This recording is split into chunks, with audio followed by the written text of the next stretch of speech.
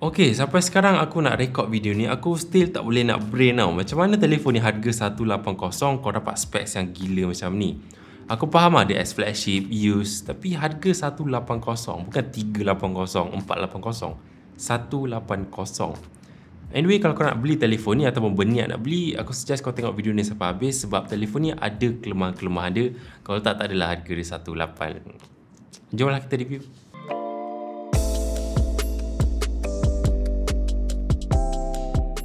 Okay, nama phone ni adalah Sharp Aquos XX3. Nama macam movie sci-fi sikit. Phone ni sebenarnya dilancarkan pada tahun 2016, hampir 6 tahun yang lepas. Jadi design dia memang gaya phone yang lama lah.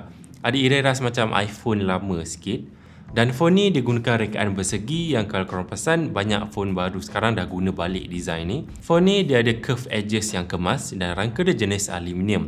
Jadi bila korang pegang tu memang tak rasa murah walaupun harga dia 100 lebih. Lagi satu, back panel belakang ni dia jenis kaca yang agak glossy sikit dan lekat cap jari sikit. Dan untuk bahagian depan, phone ni gunakan screen size 5.3 inci Exo TFT, resolution Full HD. Dan disebabkan digunakan skrin jenis Exo, kontras skrin dia lebih tinggi. So warna skrin nampak lebih pekat dan lebih panci lah. Dan brightness pun bagi aku dah cukup terang untuk korang guna dalam rumah. Kalau luar rumah tu macam tak begitu terang tapi still boleh baca lagi. Dan aku perasan white balance dia macam lebih ke arah kebiruan sikit. Tapi jangan risau, telefon ni dia ada satu feature namanya Relax View. Relax View ni lebih kepada reading mode lah pada telefon yang lain. Dia jadikan skrin lebih kuning. Dan kat bawah ni dia ada satu setting untuk adjust image quality. Lebih tepat lagi dia adjust level warmness lah, kekuningan skrin tu. Jadi kalau korang tak suka skrin yang kebiruan, just on lah Relax View sepanjang masa. Okay, satu benda yang gila pasal skrin telefon ni adalah dia somehow support refresh rate 120Hz. Kalau korang pergi ke setting bahagian display, ada option untuk high speed display. Tapi dia beza sikit lah dengan refresh rate 120Hz pada phone zaman sekarang. Dia macam agak leceh sikit sebab korang kena onkan satu persatu untuk setiap aplikasi yang korang nakkan guna refresh rate 120Hz. Tapi nak senang aku just onkan semua satu persatu sebab aku malas nak fikir.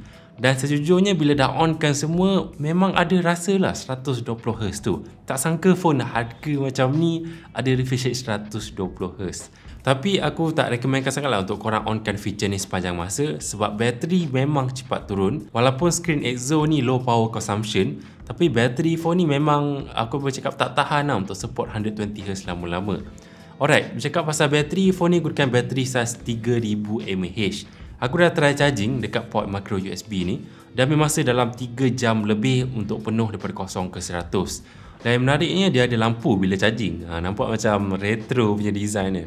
Dan dengan bateri 3000 mAh ni aku dapat guna dalam setengah hari atau maybe 3 suku hari. Nak dapatkan 1 hari penuh dengan telefon ni memang sangat-sangat susah. Kecuali kalau korang jarang guna. Panjang aku guna telefon ni, aku boleh cakap yang aku dapat average screen on time dalam 4 ke 5 jam untuk kegunaan yang biasa. Kalau korang tengok movie tu dapat push sikit ke 6 jam. Dan yang tu adalah screen on time bila aku tak guna screen 120Hz. Kalau onkan 120Hz ni memang super laju lah bateri dia habis. Dan lagi satu sebab kenapa telefon ni bateri cepat habis adalah dia cepat panas. Aku rasa telefon ni dia ada masalah overheating sikit. Aku cuba untuk multitasking guna telefon ni, aku buka banyak app sekali dan tukar-tukar app. Dan aku perasan telefon dah mula rasa suam-suam sikit. So aku install lah CPU monitor app untuk check temperature dia. Dan aku perasan CPU temperature memang cepat naik bila aku gunakan app yang banyak ataupun app yang berat. Anyway, phone ni gunakan chipset Snapdragon 820, chipset flagship 6 tahun lepas sebelum 835. Dan most of the time aku guna telefon ni memang rasa sangat lancar. Tapi aku tak boleh lah nak cakap yang dia lancar sepanjang masa. Ada waktunya rasa a bit lagging. Maybe disebabkan aplikasi zaman sekarang dia lebih besar dan dia tak optimize dengan chipset dia. Dan selalunya phone ni akan rasa a bit delay sikit, especially kalau nak buka app yang baru. Lagipun RAM dia kecil je, 3GB je dan storan 32GB. Senang cerita performance telefon ni dia sesuai untuk media sosial, tengok YouTube ke Netflix ke. Kalau untuk korang main game yang berat macam PUBG, kurang sesuai. Aku dah try lah main game PUBG straight 2 round. And second round tu aku rasa macam dah start lagging dan tak best dah. Jadi kalau korang nak main game, boleh main. Tapi mainlah game yang ringan-ringan macam Atos Odyssey ke, memang tak ada masalah.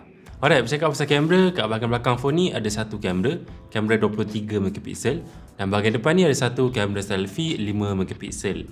Dan ini hasil-hasil gambar dia. Korang boleh tengok lah warna yang pekat sikit. Kawalan cahaya dia sederhana dia, kadang-kadang macam tak elok sangat. Tapi secara overall bagi aku okey lah dengan harga 180 dia. Setakat nak tunjuk gambar kat orang tu aku rasa memang dah cukup okey.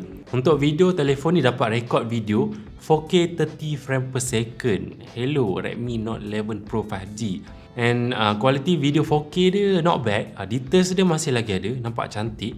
Cuma kawalan cahaya dia kurang baik lah. Dan secara overall dengan harga murah-murah ni, aku memang dah cukup puas hati lah dengan kualiti kamera dia. Ok, untuk dia punya software, telefon ni gunakan software yang lama obviously, iaitu Android Oreo 8.0. Dan dia punya user interface dia memang simple dan mudah nak navigate.